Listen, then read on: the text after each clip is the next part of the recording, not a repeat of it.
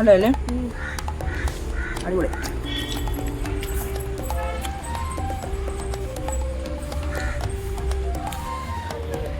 പിള്ളേരെ, നമുക്ക് മാമ്പഴ പുളിശ്ശേരി ഉണ്ടാക്കാൻ പോവാം. യെസ്, മാമ്പഴ പുളിശ്ശേരിക്കുള്ള മാങ്ങ റെഡി ആയിട്ടുണ്ട്. നമുക്കിതിലേക്ക് 2-3 പച്ചമുളകും മഞ്ഞൾപ്പൊടിയും ഉപ്പും ചേർത്ത് കുറച്ച് വെള്ളം ഒഴിച്ചിട്ട് അടച്ചു വെച്ച് വേവിക്കാം.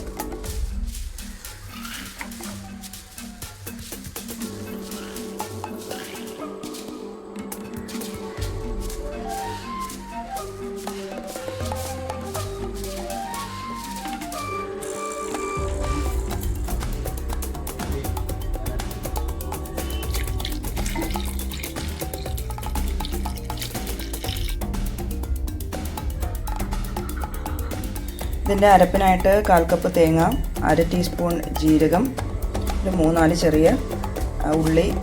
ഇത് നമുക്ക് നന്നായിട്ടൊന്ന് അരച്ചെടുക്കാം.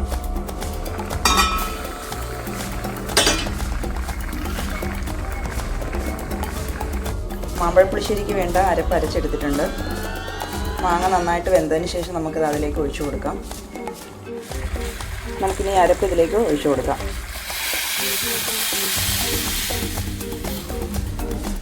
ഭയങ്കര സിമ്പിളായിട്ട് ഉണ്ടാക്കുന്നൊരു വിഭവമാണ്, പക്ഷേ നല്ല അടിപൊളിയാണ്, നല്ല ടേസ്റ്റിയാണ്. ഇത് മാത്രം മതി നമുക്ക് ഒരു കല്ലും ചോറിന്.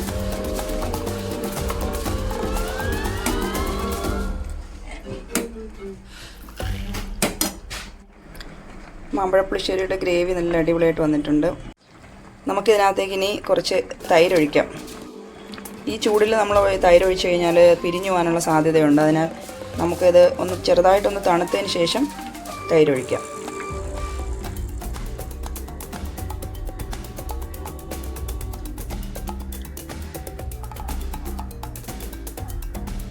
ഇനി നമുക്ക് ഈ കറി ഒന്ന് താളിച്ചെടുക്കണം. അതിനുവേണ്ടി കുറച്ച് വെളിച്ചെണ്ണ ഒഴിച്ചിട്ടുണ്ട്. ഇതിലേക്ക് നമുക്ക് കടുക് ഇട്ട് കൊടുക്കാം.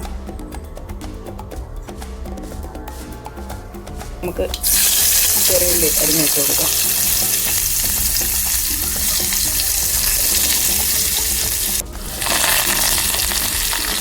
കറിവേപ്പില ഇട്ട് കൊടുക്കാം.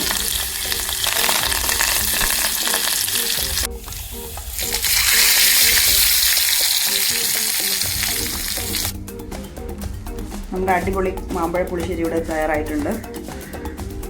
വളരെ സിമ്പിളായിട്ട് ഉണ്ടാക്കാവുന്ന ഒരു ഐറ്റമാണ്, അതുപോലെ നല്ല ടേസ്റ്റിയാണ്.